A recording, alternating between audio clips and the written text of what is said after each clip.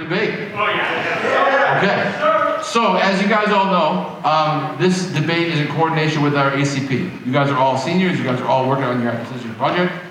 You're all working on your issues. We have with us today Mr. Charles Reardon, who is running for mayor.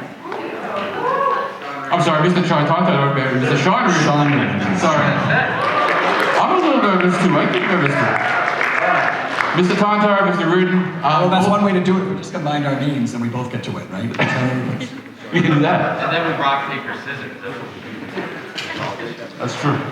But we're going to get started today. Both gentlemen were gracious enough to come and give us their time.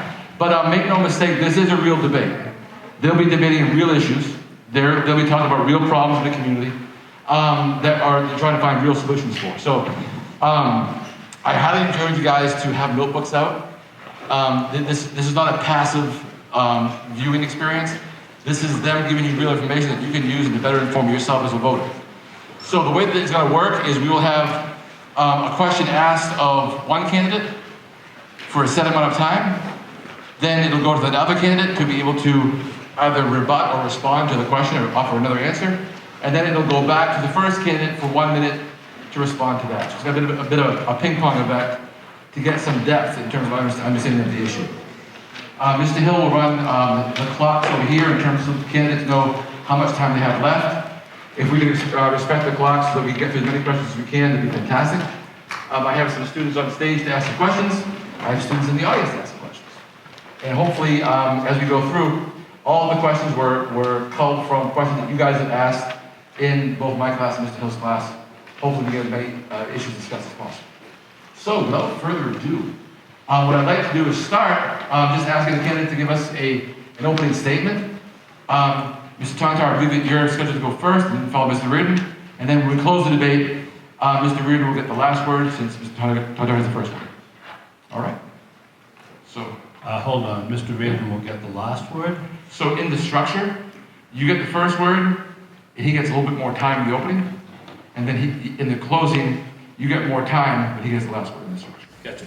Thank you. You're welcome. All right, are we ready to go? All set the clock? Okay, Mr. Tontar, we begin. Thank you. Yeah, thank you very much. Mr. LaChapelle, Mr. Hill, thank you for doing this, and I want to thank all of you for taking civics. It's really, really important. I think one of the things we've realized over the past couple of years is how important civics education is for society at large. I want to talk just a little bit about why I decided to run for mayor. You know, my opponent got in way before I did, about 6 months before I did. I undertook a very deliberate process to decide to run. I knew that the mayor was not seeking re-election some time ago, but I really had to be convinced to run. A number of people approached me through the spring, and they said, look, we don't think either of the candidates that are in there currently have the background or the knowledge or the experience to be mayor. And they urged me to run. By the way, I was doing the same thing for a lot of other people. I was saying, do you want to run? Who's going to run? But that alone, you know, was not sufficient to get me into the race. I'm an environmental economist, and what really pushed me to decide to run for mayor is the resiliency study on climate change that was undertaken in the city, and that really lit my hair on fire. I've been teaching this stuff for some time. I know how urgent it is to deal with climate change. I didn't hear either of the other candidates referring to climate change early on. There was basically silence. And I thought it was extremely important that as a coastal city, all right, that we make this a #1 agenda, because we have to start dealing with it right now. I don't know if you saw the report in the Boston Globe yesterday, but it sounded like me that Boston Globe, the author of the report said we have to deal with this right away. Boston has to deal with it right away. It would be too late not to do it right away. And that's my sense for Newburyport as well. That alone, however, wasn't sufficient to get me into the race, because I'm not much interested in just looking at problems. I'm interested in solving them. And Newburyport needs resources. as every coastal community needs resources to deal with climate change. And I was working with a bunch of economists reviewing the Biden infrastructure program, and it was clear to me very early on that this was going to be a game changer, that there was going to be a lot of money available for communities that were smart enough and quick enough to get on top of it. That's what got me in. First of all, there's an urgent problem that we have to address, and secondly, there's a means to solve that problem. If I end up being the infrastructure mayor, I'll be thrilled. Thank you very much.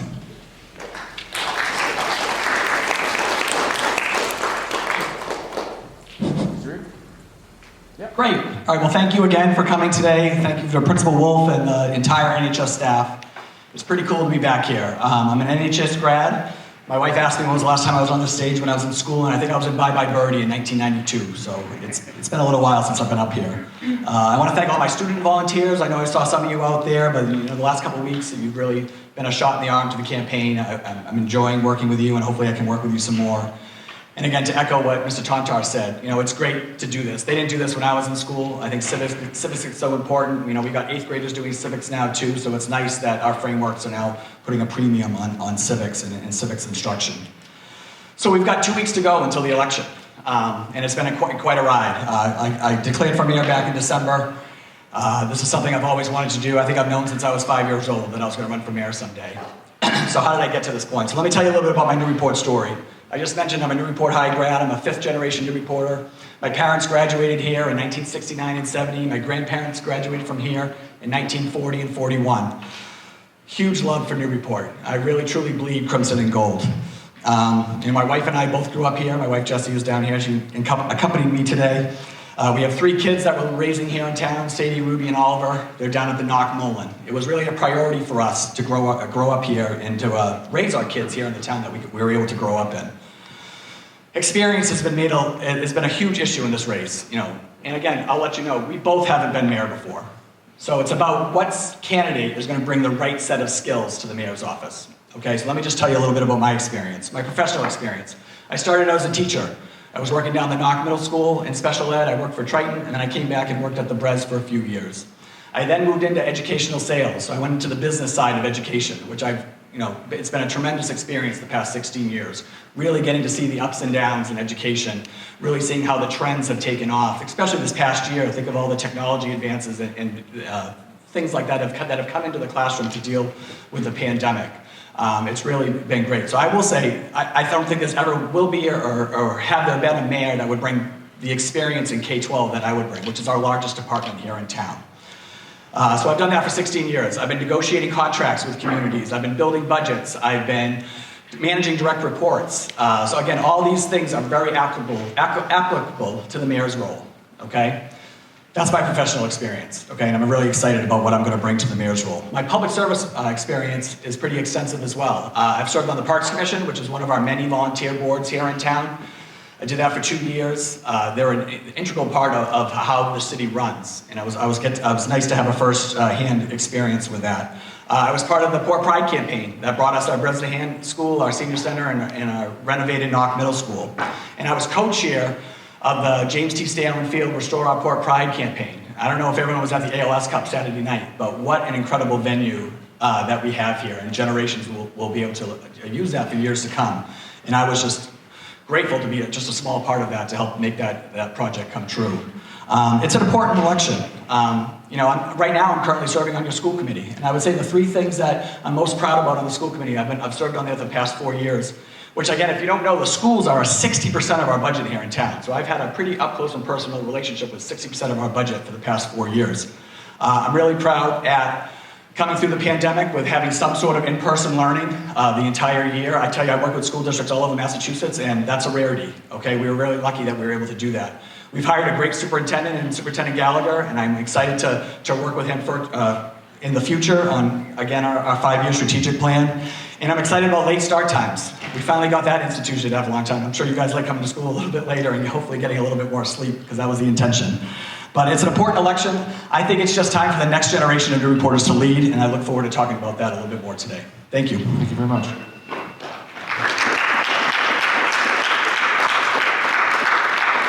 We have Our first question from Sam. Can you hear me? First question is regarding Newburyport Youth Services. Recently there was a community poll taken for the best location of NYS. The problem is most locations are being considered are either occupied or too small to house. Where would NYS be located? Would you be open to building a new site? Where and why or why not? I'm first, right? All right, here we go. Youth Services. I am incredibly passionate about youth services. I served on the Friends of Newburyport Youth Services for a year, and it's a tremendous organization. I love what Andy Egmont has done and built this department. I really, truly believe it's one of our best departments in town. I know some of you probably even worked for NYS, particularly in the summer. I know my kids do Clipper Kids, and it's like literally their favorite week the whole summer. So I have a tremendous amount of respect for NYS. And so the Brown School is it served its purpose, but it can't be used anymore. So we've got to find out what's next. And I absolutely am in favor of finding a location for youth services and hopefully building a location for that. You know, Andy Egmont called me on Friday and said, it happened. The boiler finally quit down the Brown School, so it's going to get cold down there pretty quick. So they've been working on releasing the sites that the selection committee has been working on. So again, the mayor doesn't get to pick where the site goes. I think you maybe saw a little bit of that early this year when the mayor tried to pick Low Street as a site, which I actually thought was a great idea. But again, the process wasn't great, and we weren't able to purchase that property for NYS. So where's it going to be? Whatever we decide to choose for a site for NYS, it has to be a public process. So whatever sites that they come out with for the three, and it's funny, Andy, I said, do you want to know what the 3 sites are? I was like, no, I'm going to find out when everyone else finds out. I don't need to know ahead of everybody. And hopefully they did their due diligence and they found some really great opportunities for us to explore some more. But the big point there, it has to be a public process. Because I can tell you a couple sites in town that I might think would work. I know like the old Hydro Park parking lot on Kent Street where I grew up my first 4 years around Congress Street is, I'm sure, one of the sites on that list because it is city-owned land. But that has to be a public process and that has to be vetted, and the neighbors have to have opportunity to speak and see if that's the best fit for that neighborhood. And again, I just think that's important. I think you have to have it has to be transparent and it has to be public. And again, I think that you have to build consensus. And Newburyport Youth Services are incredibly valuable. I think some of the problems with having it at the Brown School all these years is that it wasn't really equitable to a lot of the kids in town. Especially the kids that might need it the most. So I think that has to be really thought of, thoughtfully when we're thinking about where do we put youth services. Are we letting it be an opportunity for kids that really need it? Be able to get there easily. And then there's going to be a whole other list of criteria to go into that. But again, it has to be a public process. We have to build that consensus together. I was on the committee years ago when we were looking at that particular site down on Kent Street for the senior center. And it turned, it didn't work out. We didn't have it there. But again, it was a public process. The design process was public.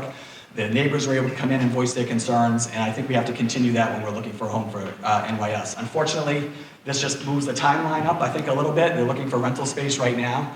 But these are questions that we're going to have to get answered. And again, it's one of our biggest departments in town. It's one of our most profitable. And it's really just important for the kids. And I'm all for doing what's best for kids. And so I'm looking forward to that process to find a new home for the NYS. Thank you very much. Yeah, thank you very much. When I first ran for city council in 2013, I looked at the city budget, and I do what economists do when they look at city budgets, we look at them differently than the way accountants look at them. And I compared, what Newburyport was spending money on to what was spent in the same category in other cities, and I noticed that social services jumped up, and I was using state data. And so I went and I looked for why that was, and it's because we have a phenomenal youth service program. I saw that as soon as I looked at the budget before I even decided to run. I think one of the distinctive factors of Newburyport is that we do have youth services, and that we have made a commitment. And back in the 90s when I was working at the Urban Institute, John Norris was running for city council, and his campaign was to create youth services, and it was interesting then talking. I didn't live in Newburyport then. It was very interesting talking to him about it. I supported the purchase of 57.5 Low Street, and there were some environmental problems according to some councilors. It came down to a 5-6 vote in the negative not to buy it. We're taking another look at that now. The National Guard was going to put it on the market, but asked them to pull back. They're allowing us to do some drilling. One of the problems with the site is it was a truck depot, so the gasoline was there. It was cleaned up in the 90s to maybe 98, 99% clean. And environmental scientists told us it was probably pretty clean, but now we're doing the drilling to make sure. The building there also, according to the Parks Department, is a sick building. You go in there, you get a headache, so we have a possibility there. I found out 3 weeks ago that the boiler of the Brown School was gone, so this is a change. In my priorities, at first, I had a priority, when you make a decision as to whether to build a building, and that's really the decision. The location, there's a location committee, the location would be a public process, I get that. But the question is, can we build that building? The pro forma on Low Street was about $9 million.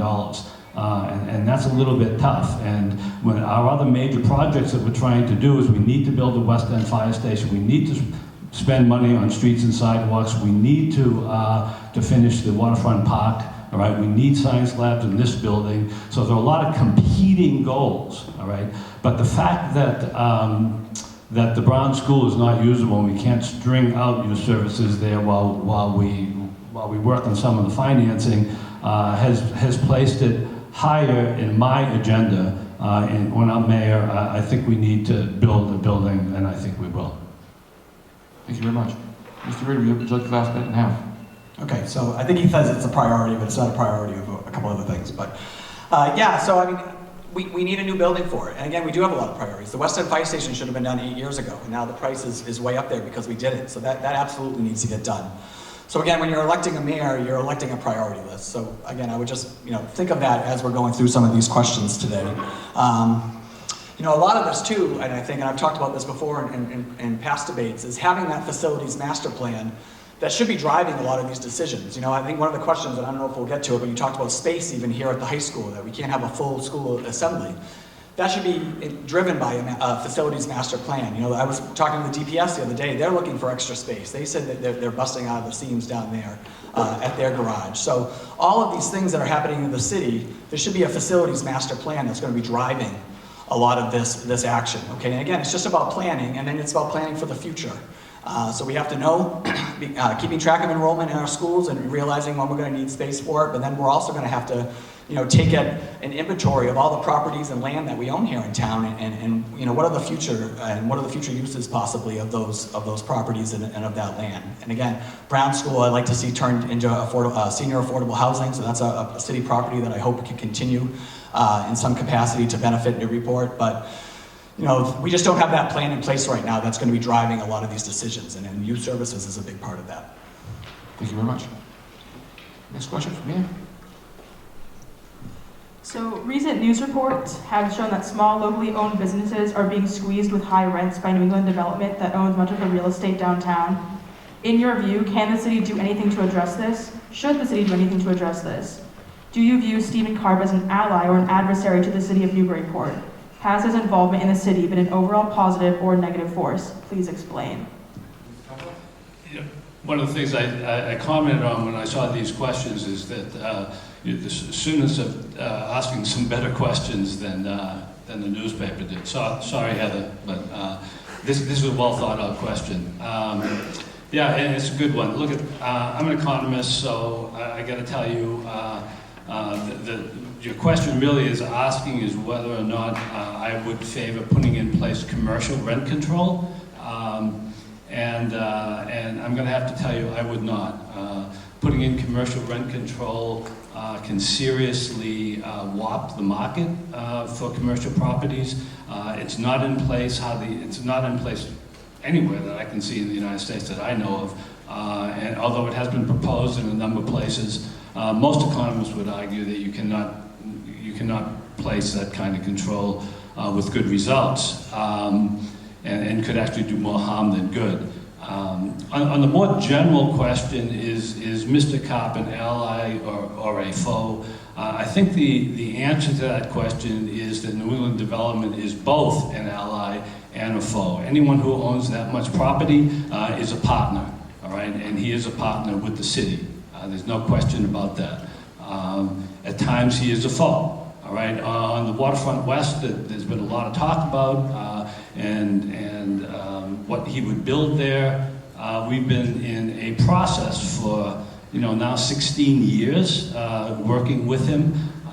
He has most recently threatened to partner with Avalon Bay and put a 40B project there. What that would allow New England Development to do is to build on the waterfront without living up to any of the restrictions that we put in there through the overlay district.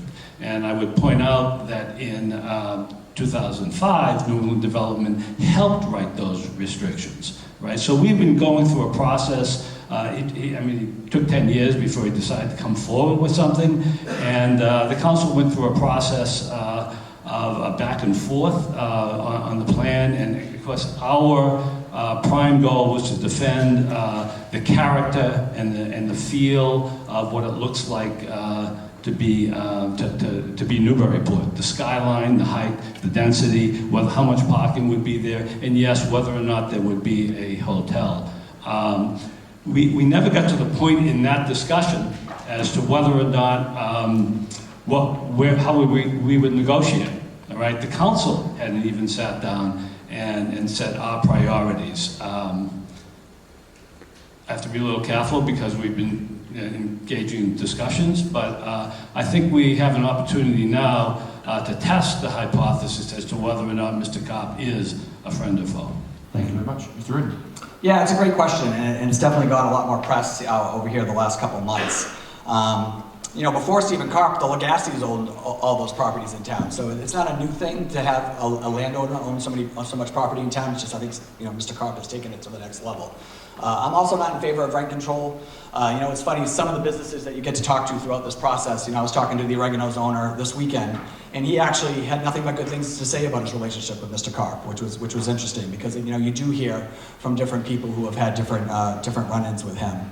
He owns about 37 different properties downtown, so I think getting to the heart of it is the Waterfront West issue, because that is such a crucial piece of our waterfront. And what's our goals down there? We want a sensible development, and we want something that fits into the character. So Mr. Tontar mentioned his involvement in the negotiations a few years back, and those negotiations broke down. And regardless of the reason, I don't think the mayor had a really good strategy working with the city council as they approached Stephen Karp. I don't think Stephen Karp came into Newburyport. If he could do it all over again, I'm sure he would come in differently to maybe partner better with the community and kind of build those bridges right off the bat with the community. But regardless, here we are, and the negotiations broke down, and now they're proposing this 40B. And what that 40B states, and Mr. Tontar mentioned a little bit, we'll have no control over that project as far as zoning goes, okay? So that takes all the control out of Newburyport's hands. And it's not what New England Development wanted to do when they first came here, okay? So I think it's behooves both sides to come back to the table. But again, there's no way to get them back to the table unless we come at it in a different way, with a different strategy. I think that's why I'm your best chance, because I wasn't involved in those failed negotiations a few years back. I am someone who's not connected with Mayor Holliday's administration. So, we're going to have a new city council. So all these different factors, I think, gives me hope that we can get them back to the table and find a win for Newburyport and a win for New England Development. They own 37 different properties in town. Maybe there's another spot in town that we can help them work on developing that can help us get to the right, sensible development for Waterfront West, which again is such a crucial development here in town. And as far as renters, I think there's a lot more we can do on an economic development standpoint of the city. One of the first things I'd like to do, I want to hire an economic development, culture, and arts point person in City Hall to kind of spearhead, working with our businesses here in town, especially first-time business owners that are really struggling to get started, particularly coming out of pandemic. We just haven't had that person at City Hall to do that. So I've really put that on the top of my list. A lot of communities are doing this. Again, we have a vibrant arts culture here in town that really drives a lot of business. We have wonderful shops and restaurants. And again, hopefully we can bring some sort of hotel. I know that's the next question, so I'm not going to skip ahead. But all these things together, I think, would drive Newburyport in the right direction. And the first thing we need to do is engage Mr. Karp, get him back to the table, and find that solution to move that project forward. It's his land. He should get to develop it. Thank you. Mr. Tontar. Yeah, thank you. I want to set the record straight. There were no negotiations. We engaged in a design process, but Mr. Kopp pulled out of that process before we got into the stage of negotiating. This is interesting for you because you guys are studying civics. I think it was Lyndon Johnson who said the two things you should never know. One thing is how you make sausage, and the other was what goes on in the Texas legislature. So what that refers to is when you sit down and you begin to negotiate, you have to give in. And so I want to make something clear. The council never sat down and set its priorities. NED pulled out before. So for instance, I'm going to give you an example. If my highest priority was to have a hotel there, New England Development did not want to do that. Someone else's highest priority was to make sure that all parking was on site so that it didn't pull from parking in the rest of the city. And the third person's highest priority was to drop the height to preserve Newburyport's skyline. We would first have to decide, because New England Development made it clear that they were not going to give in to us on all of those. All right, so the first thing the council had to do is get together and decide what our priorities were. And I might have to give up the hotel because I need 8 votes on the council. That's making sausage. And I've shown a capacity over 8 years for a willingness to not let the perfect get in the way of the good. Thank you very much. Next question, Matt? So, would you be in favor of a large hotel being built in Newburyport? And if so, why? If not, why not? And if yes, where would be the best place for it? Yeah, so this is a great question that kind of feeds into what we were just talking about. I'd love to see some sort of small hotel, conference center, be part of that Waterfront West project. Mr. Tontar's right, that wasn't a priority for New England Development. They were concerned about the revenue that would be raised from that. But again, I think that's a chip that we can still use when we get back to negotiation. There was another iteration of that plan where the hotel was like phase 3 of that plan. So again, they did include it at one point. So again, I think there's a way to bring that back. And what I love about a little hotel and conference center, one, we need the hotel space in town. Going around and talking to a lot of local businesses, and again, especially after COVID, people are getting back out. Our businesses are coming back to life. We have a lot of short staff, but the restaurants are trying to get back on their feet. And they're noticing, again, and this has been a problem for years, is that, it can be busy throughout the weekend, and then all of a sudden, like 9 o'clock hits or 7 o'clock hits, and it starts to fade out because everyone has to go home. So we don't have a lot of options for them here in town to stay. And again, when they stay, they're going to stay out later. They're going to spend more money. They're going to go to a show. So again, it all would bring more revenue into the city. And I think we have to look at it not just downtown for that, but we have to look at other places in the city as well. I would love to see the old C&G parking lot bus station talked about as a possible location for a larger hotel. Ames Street's right next door. They have 2 hotels. What a great location right off the highway, and Mass DOT owns that site. I've already talked to some people. They say it's an absolute possibility that they would be willing to negotiate with us on that. Bring a hotel there, have a shuttle that went downtown. It's out of the way. It's not going to affect any neighborhoods right there. I think that's one location. But there's other locations that we can talk about as well. But I absolutely agree, and I think Mr. Tontar would agree with me that this is an absolute need in town to kind of bring that revenue, bring those hotel beds, and again, it's just going to have a positive effect on the rest of the businesses here in Newburyport. Thank you. Mr. Tontar. Over 20 years ago, the National Park Service asked me to use my class at the college to do a study on rail trails. It was about the time when we were considering putting rail trails out to Plum Island. And the study was for me to come up with an analysis of the economic impact of rail trails, right? And so what we looked at is data across the country, and what we concluded and we reported to the National Park Service is, first of all, unless there was a hotel where people could stay overnight, there was very, very minimal economic impact from having a rail trail. In terms of what economists refer to as a multiplier effect, which is how you have people coming into town and spending more money, and those people have higher income and they spend more. We didn't find it unless there was a hotel. If there was a hotel, if it was an overnight destination, then you got an important impact. Secondly, however, I just want to note that we did find with rail trails that it had a very positive effect on real estate value. So it did have a positive economic impact, but not necessarily on retail and restaurants.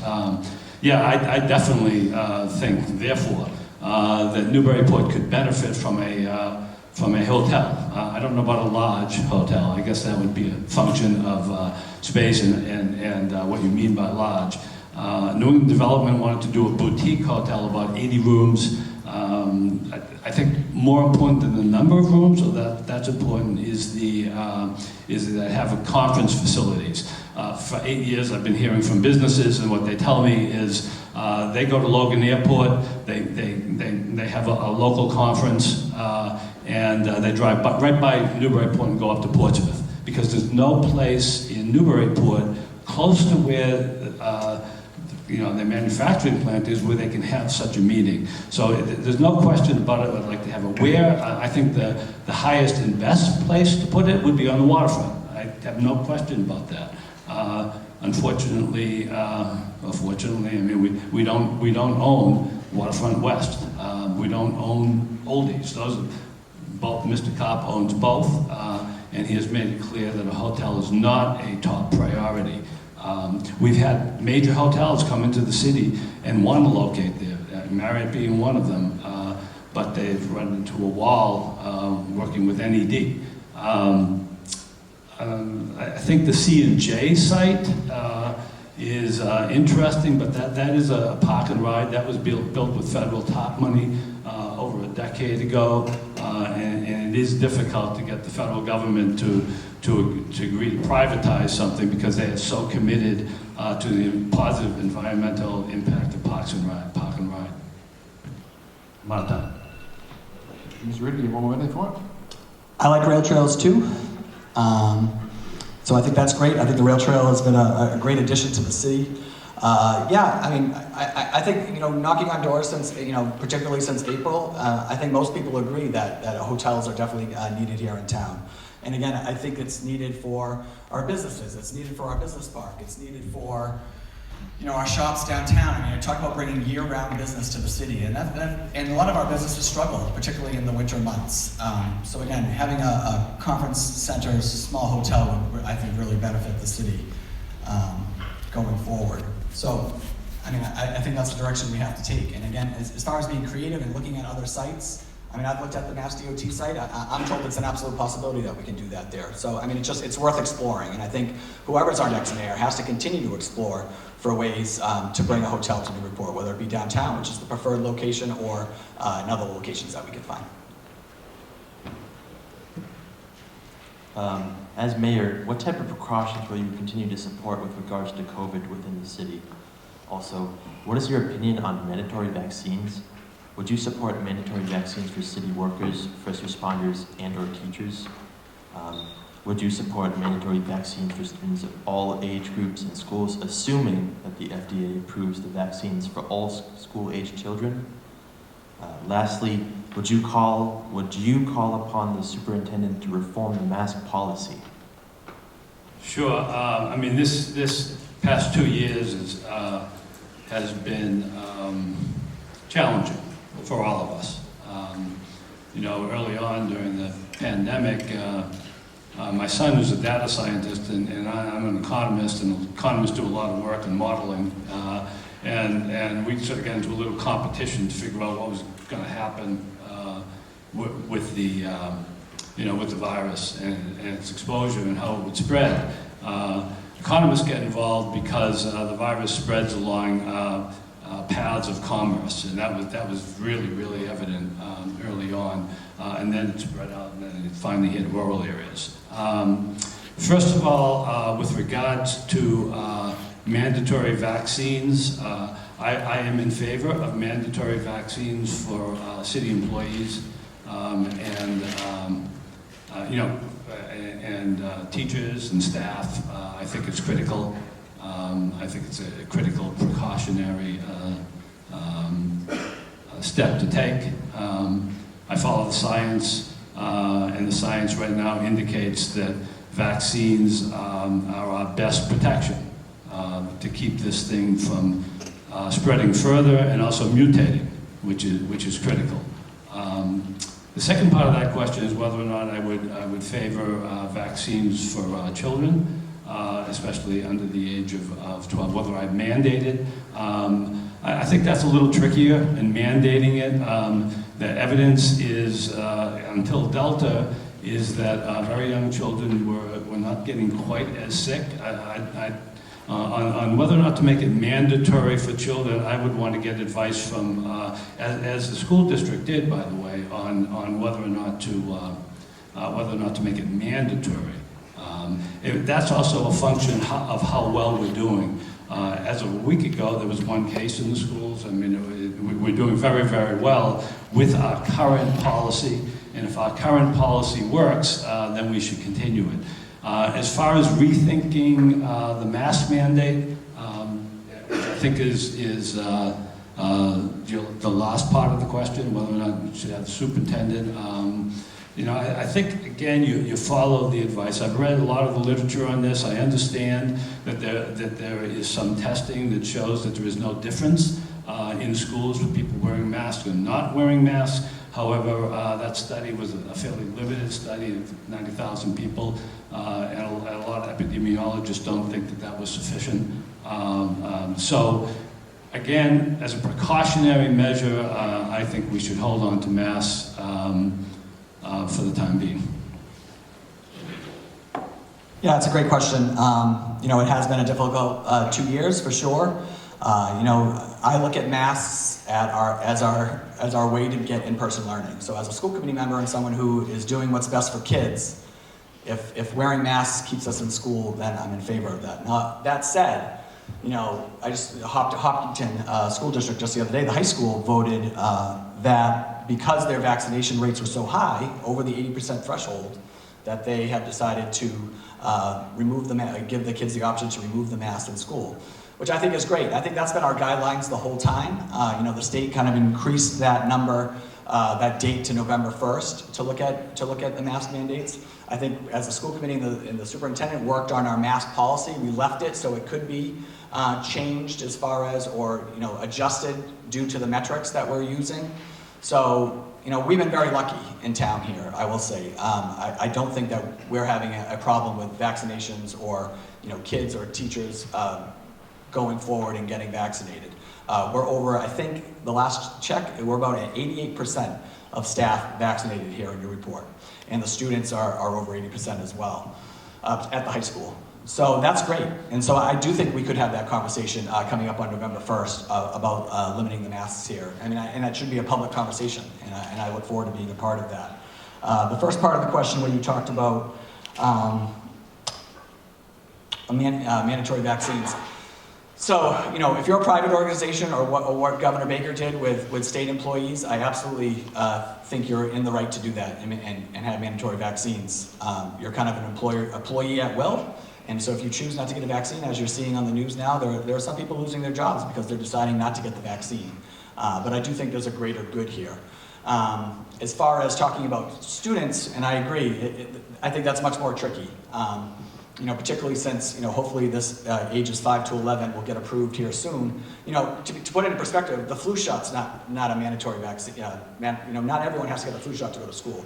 We do have some vaccines that are required to go to public school, but just to put it in perspective, the flu shot is not one of those things that we have to go to public school. So I do think, I'm not in favor of that right now.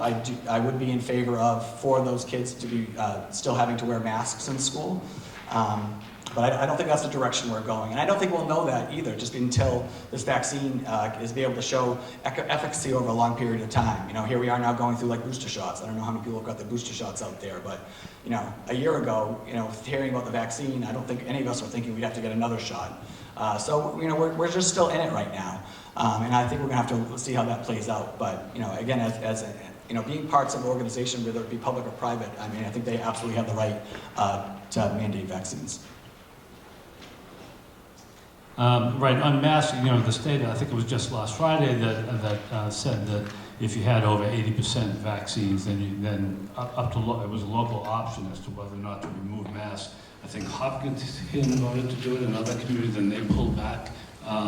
It's relatively controversial. My understanding is the controversy comes from the fact as where we are.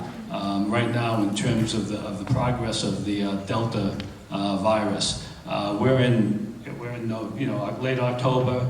It rampaged through the south where there were low levels of vaccination. That's true, but also in the summer where it was rampaging. That's because in the summer it's hot down south. Air conditioning, a lot of people were inside. In the north, and this happens with the seasonal flu, now the flus move north, and that's happening with COVID. I noticed our numbers in Newburyport had steadily been going up. In July, we had 0 cases. It's been we had a jump after Yankee homecoming, a jump after the first of the year. I noticed we were at about 22 cases per 100,000 when we were at 0 cases in July. So we have to keep an eye on it. And I think, what the state says, you can have a local option. That's wonderful, but I think it's really critically important that we watch what's happening in terms of community transmission. And I think the next month or so, as we go into much cooler weather, is going to tell that story. Thank you. Thank you. How do you propose dealing with the consistent erosion on Plum Island? What can be done to protect the dunes and private property on the island? Do you have plans to address storm surge? Is it in the city's long-term best interest to continue to spend money to save Plum Island? Thank you. Yeah, I've been talking about this a lot lately. I've had a lot of meet and greets out in Plum Island, talking to residents. And I'll be honest, before I got into this, I didn't realize, how bad some of the things were down Plum Island. I grew up going out there. I had a lot of friends that lived out there over the years, but until I declared and started visiting it with some of the other city officials in town and talking to the neighbors, you realize how what a dire situation it is for sure.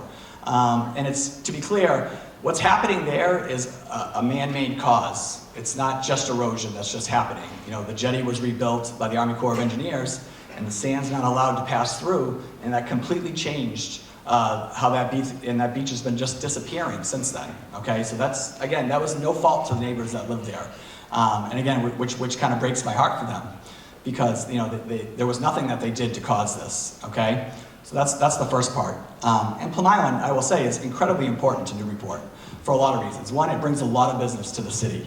Okay, a lot of people come from all over to visit Plum Island.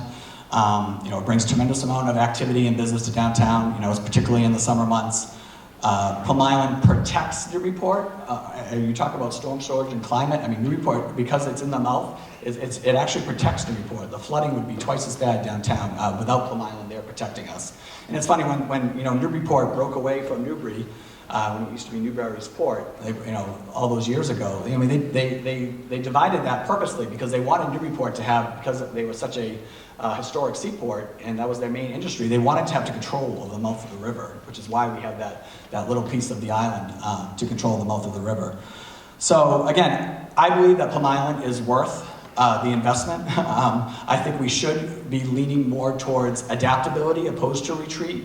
Again, these people that are struggling right now and who are in risk of losing their homes, they just want some guidance. Now, what's tricky about that area too is that there's so many different entities involved. Okay, you have the state, you have the federal, you have the Conservation Commission, you have the city.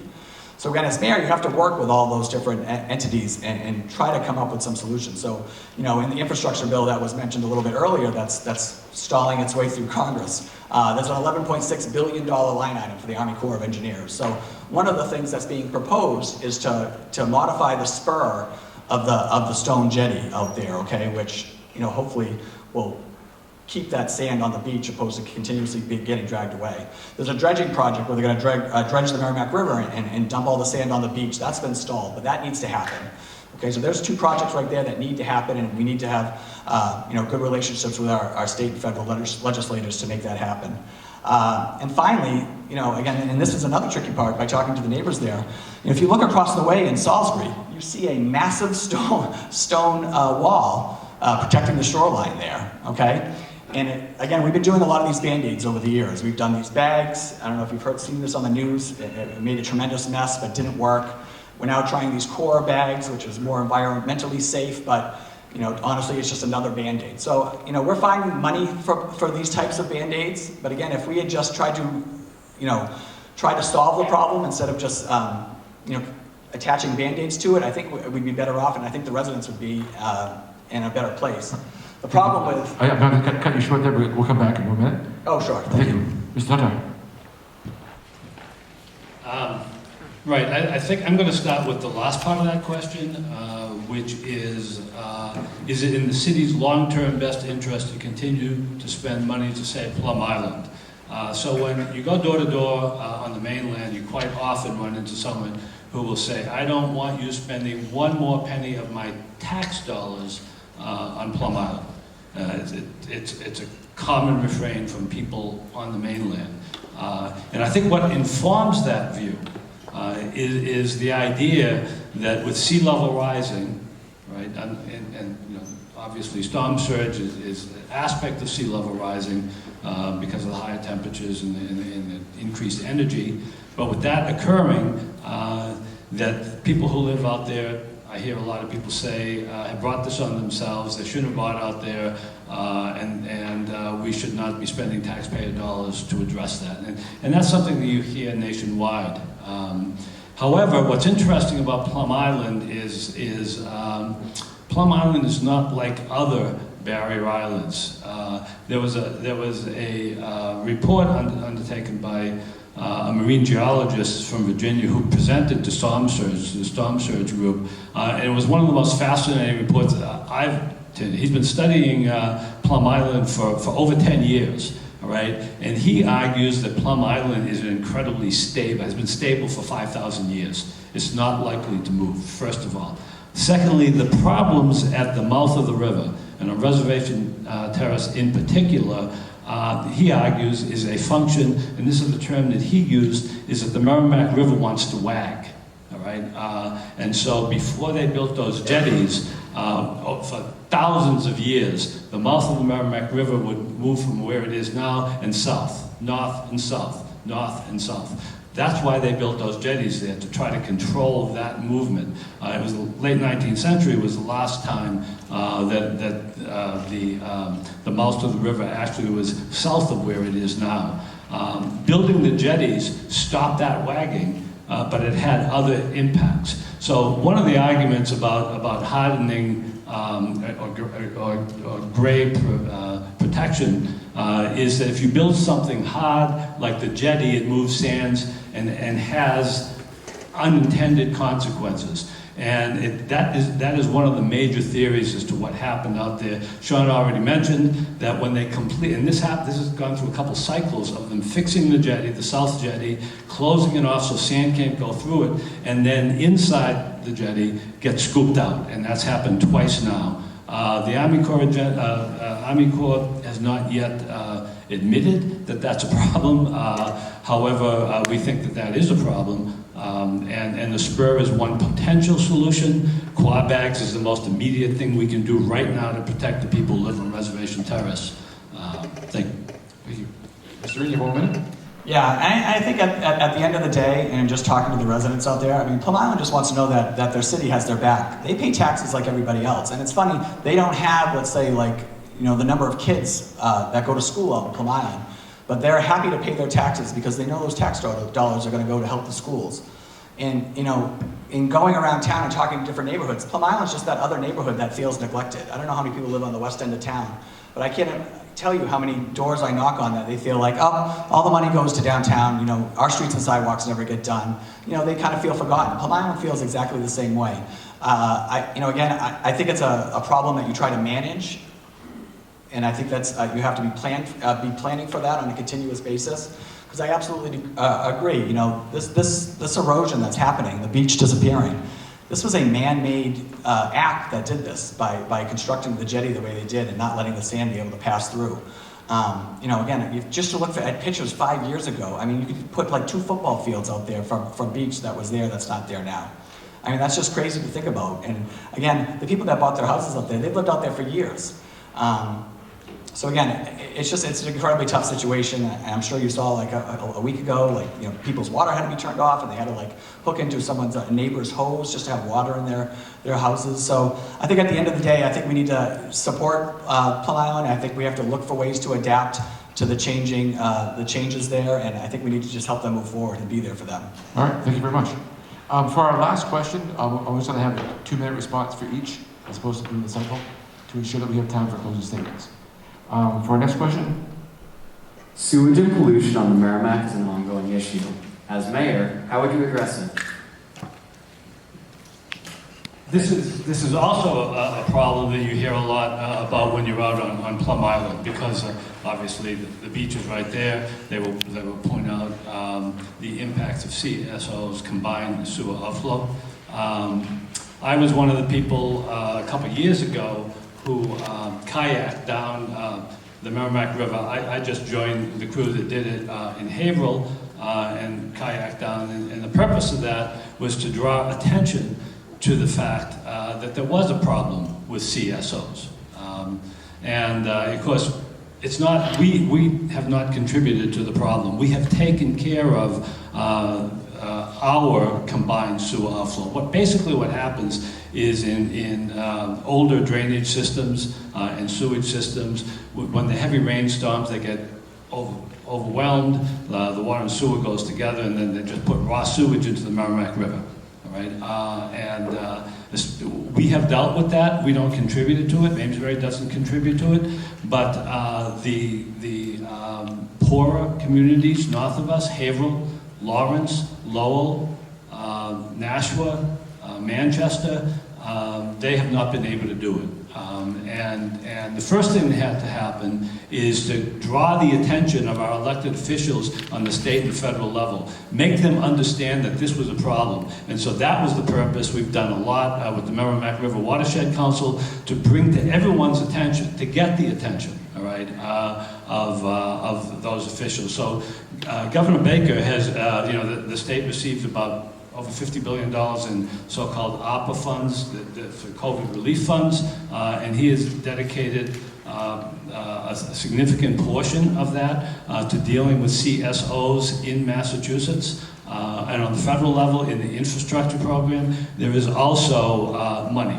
Now the fix is probably a 10-year fix that will cost about $1 billion. Well, this is something that Mr. Tontar and I completely agree about, and I credit Mr. Tontar for kayaking down a river full of sewage. I'm sure that wasn't quite as pleasant as he thought it might be. But yeah, this is a huge issue, and he hit it on the head. Newburyport did their part. We're not contributing to this, all right? Amesbury did their part. It's, he said the poorer community, so it's these larger urban districts upriver that actually have access to a lot more funds than Newburyport does. And so again, that's why I get a little impassioned about it, because we took care of our end, and now it's time for them to take care of their end. This infrastructure bill is hanging out there, so hopefully some of those funds can be used, because it's an extremely costly undertaking for these cities to deal with the CSO problem. But I mean, it's just the right thing to do, right? Again, we thrive on being a seaport city, living on the river. Again, growing up here, I mean, the Merrimack is such a big part of everything of who we are and what we do. And the fact that, every storm you're getting these alerts saying how much sewage was jumped in the river. I mean, I just think we can do better, and it just needs to be a priority. And again, I go back to that theme of, when you're electing a mayor or you're electing, someone for any kind of office, it's about their priority list. So for me, it's time for these communities to make it a priority to fix their CSO problem. And I think, we have to, again, work with our state officials, but we also have to work with our neighboring communities and really put the pressure on these other communities to step up and do their part. Thank you. At this stage, we're going to move to closing statements. Mr. Tontar, you'll have 4 minutes, followed by Mr. Reardon with 3 minutes. Mr. Tontar? Yeah, thank you very much again. I'm going to, usually at this point you make a closing statement as to why you ought to vote for me. I'm going to do something a little bit different here. I'm going to talk about why I think I'm the better person to chair the school committee. And I haven't really done much discussion on that. There was no question on education here, but nevertheless, I think it's critical that we have this discussion. There are four aspects of my background that I think make me particularly qualified to be chair of the school committee. First of all, I was a student, like you guys, so I had experience there. Secondly, I was a parent who served on a school board. All right.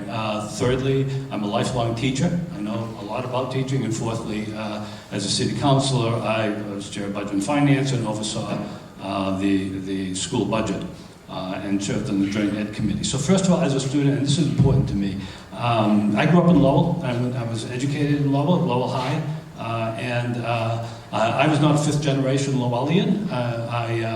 I'm not a fifth generation anything in the United States. My father was an immigrant from Italy, right? So I was first generation American, first generation Lowellian. So I didn't have any, so I go into school, and so I don't know how many of you have moved into Newburyport and have been, or moved from another community, and you know how tough it is not to be someone who has a family background and support. So I feel it's particularly important that everyone in the system, all right, is cherished and supported so that they can succeed, regardless of who they are and regardless if they just moved into the country yesterday. I really feel strongly about that as a first-generation American. Secondly, I don't even put this on my resume, but when my son was a student at the Andover School of Montessori, and I served on that board for 4 years. I was asked to serve on that board. When my son started there at age 3, we were renting space from a church, all right, that had closed down its school. And we decided that we needed to build a building. So as a board member, I was chair of the Finance and Fundraising Committee. We built a school building from scratch. Right. I also had the experience of being a board member, again, private school, and working with the head of school and teachers and knowing when to intervene and when not to intervene. I taught for 40 years. I don't know if you know this, but on college and university level, college professors, because we're the experts, we have primacy in determining who is hired and who is fired. Right? We have primacy in setting educational policy. So a good part of what the faculty does is we set policy, and that is a major role for the school committee and public systems as well. Finally, I served on the Budget and Finance Committee, as I told you. I went to the president of the City Council, and I said to the president of the City Council, I think the chair of the Budget and Finance Committee should be on what was called the Joint Ed Committee, which is city councilors meeting together with school officials and school committee people. That has continued to this day. I think it makes sense to have the chair of the Budget and Finance Committee on that meeting. One of the things I discovered when I got on that committee is that I was being asked to sponsor large capital expenditures, such as fixing roofs and things, and the school committee didn't even know about it.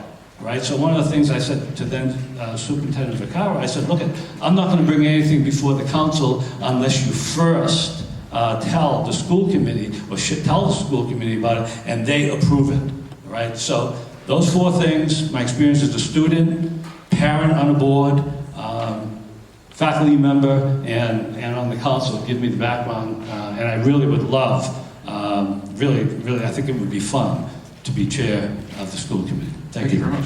I guess we're doing this, right? Well, hey, thank you for sitting through this. This has been a lot of fun. I will just say, Professor Tontar, he was an associate professor at Merrimack College. Not a lot of K-12 experience. I think if you're trying to compare K-12 experience, I think I've got that one covered. I grew up here, went to school here, incredibly proud to be a Newburyport High grad, serving on the school committee for 4 years, working with all these projects around schools for years. So again, you'll never have a mayor more qualified in K-12 than myself. So again, I hope you consider that. We've got 2 weeks to go in this election. And I love the volunteers that have come out to work for the campaigns. I think that's just an incredible experience. I did that as a kid. I remember working on Chris Sullivan's at-large campaign when I was a senior in high school. But we've got 2 weeks to go. So what I would say to you today is think about who you want for the future of your town, okay? Who do you want for the future of your city? All right, who's going to be thinking of the next 5, 10, 15 years? Who's going to be still here in 5, 10, 15 years, raising their family, developing deep roots in your city? Okay? And then if you want, get involved. You've got 2 weeks to go. There's so much to do with the campaign. It's actually a lot of fun. My whole family's got involved with this. My wife has been running around town. I've got my parents out knocking on doors. I've got my kids holding signs. It's really been a wonderful experience. Like I said, I've been doing it since December now. And however it turns out in 2 weeks, it's just been a wonderful experience. And it's something that I've always wanted to do. And I think as someone who grew up here, it's just a way to give back to the community. And I'm hoping what my candidacy will do is hopefully inspire other people, especially my age people, to get more involved in the town. We have a tremendous amount of resources here in town, a lot of expertise, and I think a lot of time, because of time or whatever the reason might be, they're not getting involved. And Again, I applaud all of Mr. Tontar's efforts over the years, working on the city council and being a part of the community.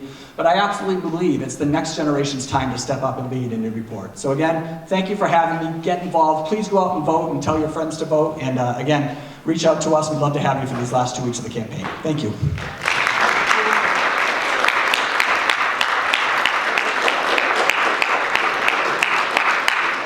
Okay, I'd like to thank Mr. Reardon, Mr. Tontar for being here with us today. I also want to thank the students who participated in asking the questions, being on the panel and being in the audience asking questions. Guys, thank you for being a great audience. We appreciate it. Hopefully this was useful for you as you dig into your projects. Just a quick reminder, if you've seen these around, this is how we're taking attendance for this period. So please, if you haven't already grabbed the QR code and scanned it, please make sure that you do that. If you need one, I can bring some to you. Or you can pick up the ones that are around you. Also, please make sure you pick up any trash, particularly these, that are around your seat as you leave. And you guys can sit tight.